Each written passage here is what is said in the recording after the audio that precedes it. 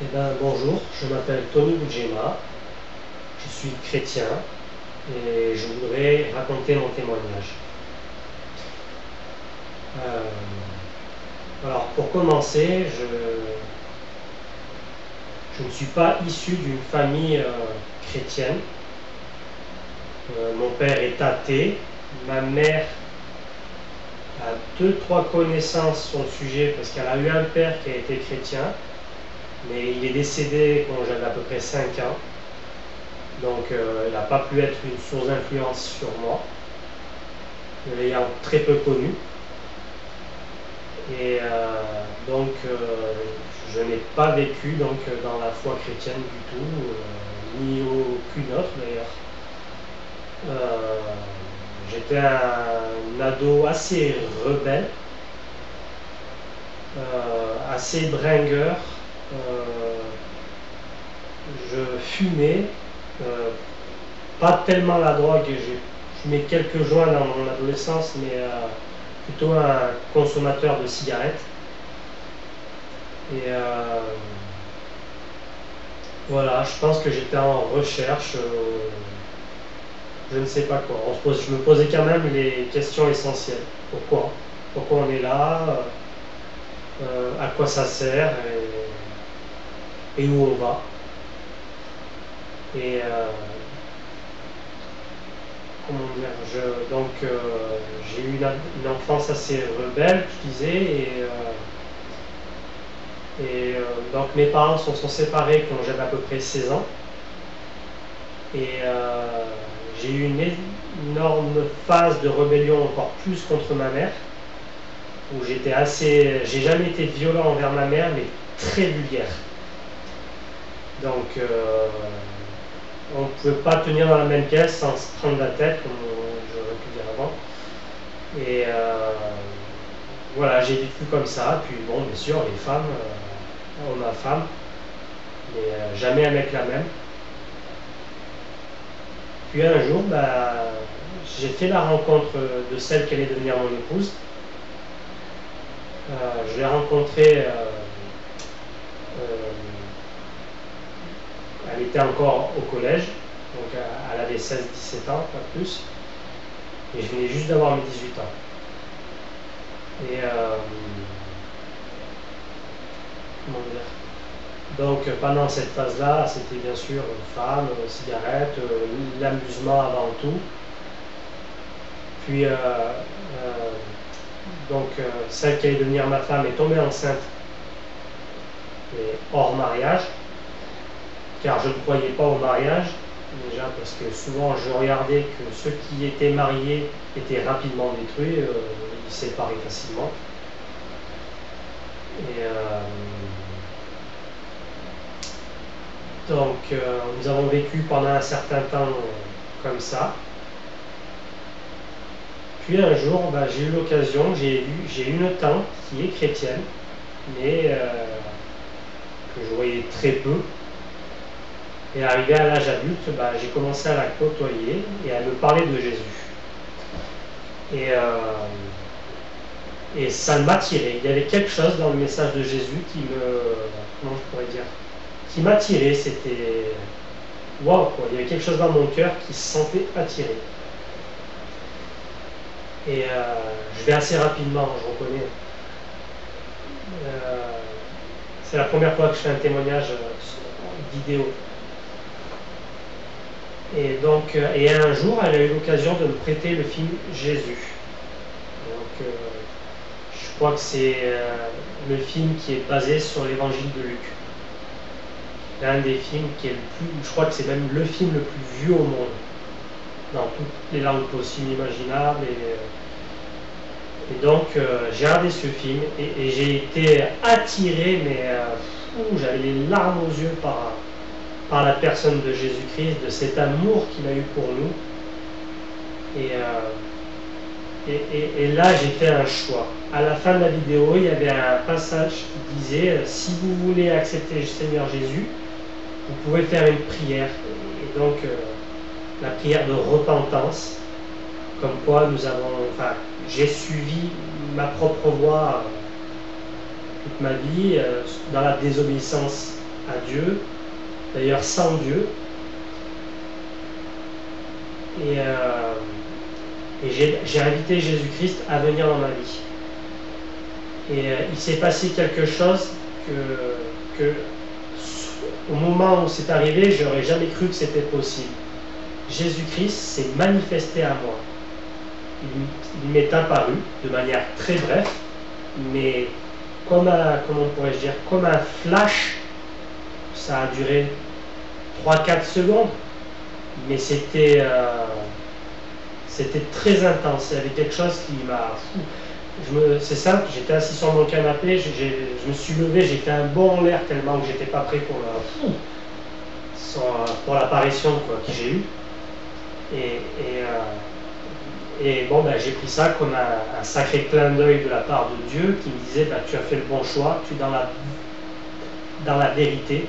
D'ailleurs, Jésus s'est représenté comme étant le chemin, la vérité et la vie.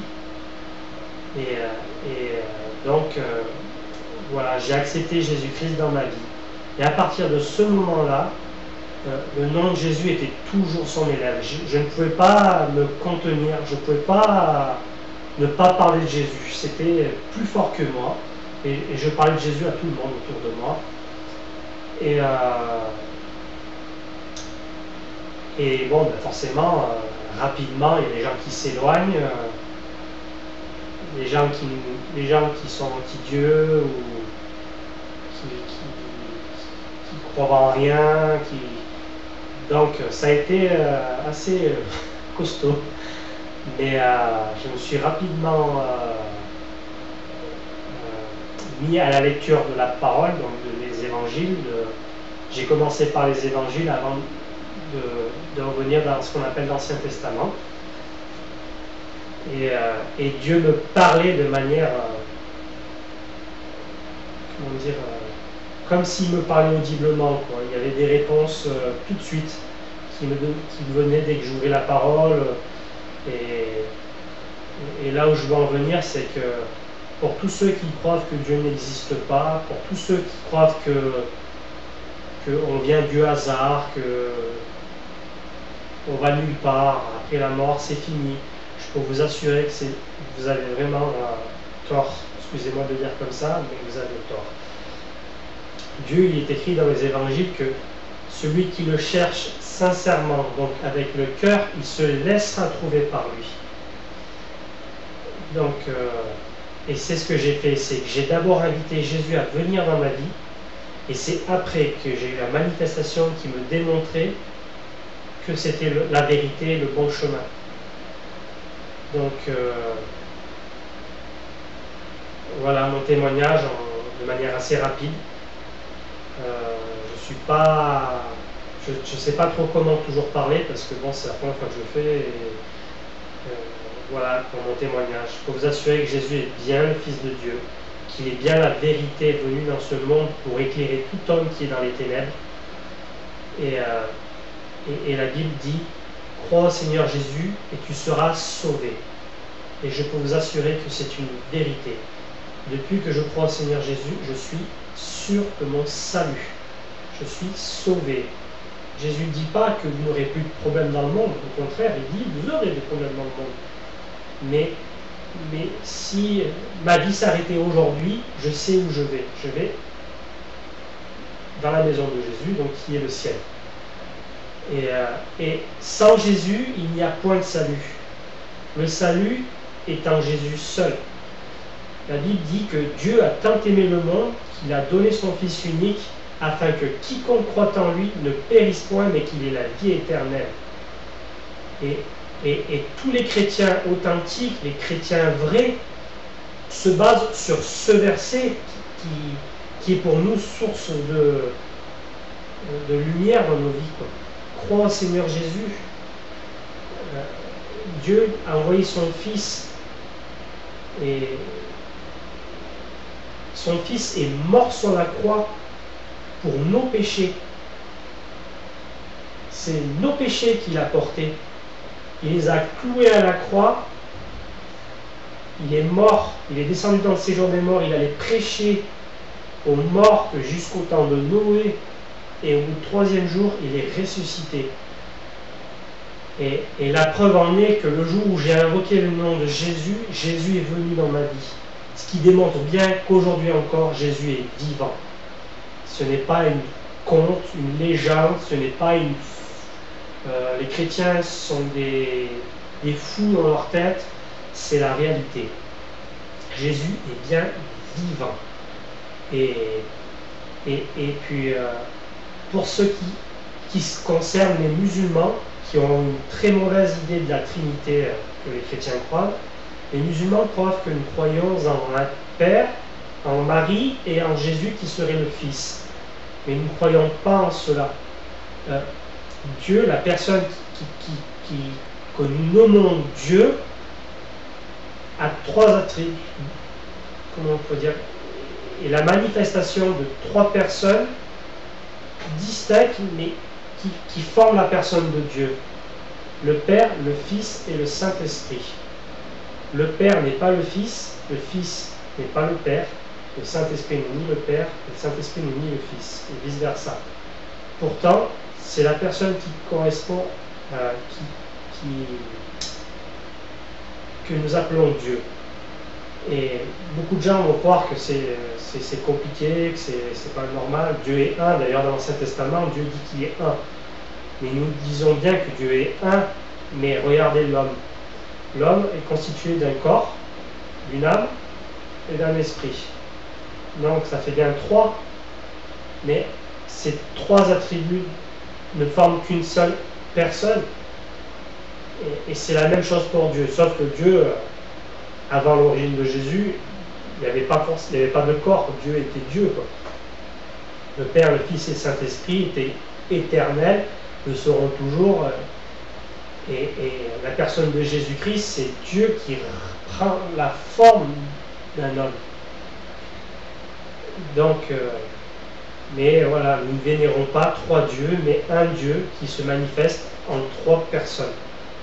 Père, le Fils et le Saint-Esprit. D'ailleurs, la Bible dit, le Fils est l'image parfaite du Dieu qu'on ne peut pas voir, quoi. Je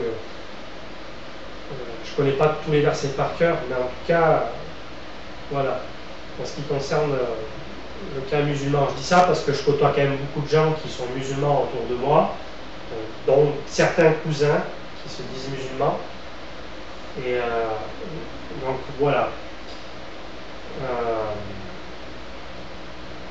Alors, cela est mon premier message, comme je le répète, ça fait déjà 3 fois que je le répète, désolé. Mais je veux comment dire, partager ce témoignage pour vous dire que Jésus est bien le sauveur du monde, qu'il est bien vivant encore aujourd'hui, et bien sûr qu'il revient bientôt. Vous voyez, la Bible, il y a des prophéties, il y a plus de 700 prophéties dans la Bible, et ils se sont tous réalisés, il n'en reste que quelques-unes. Il n'en reste pas des millions, il en reste, je ne peux pas vous dire de chiffres, mais juste quelques-unes. Et quand on voit tout ce qui se passe aujourd'hui, c'est bien l'accomplissement de ce qui est écrit dans la parole. Sache que dans les derniers temps, il y aura des temps difficiles, car les gens ne supporteront pas la sainteté, et puis il dit surtout qu'il y aura des catastrophes, des tremblements de terre, des famines, des pestes. Dans les prophéties, ça parle aussi de ce gouvernement mondial, et nous sommes bien la preuve que cela est en train de se faire. Chaque président de chaque pays parle de ce gouvernement mondial. Donc, je peux vous assurer une chose, c'est que Jésus est bien réel, Jésus est vrai, et Jésus revient bientôt. Voilà, ce sera tout pour aujourd'hui. Merci de m'avoir écouté.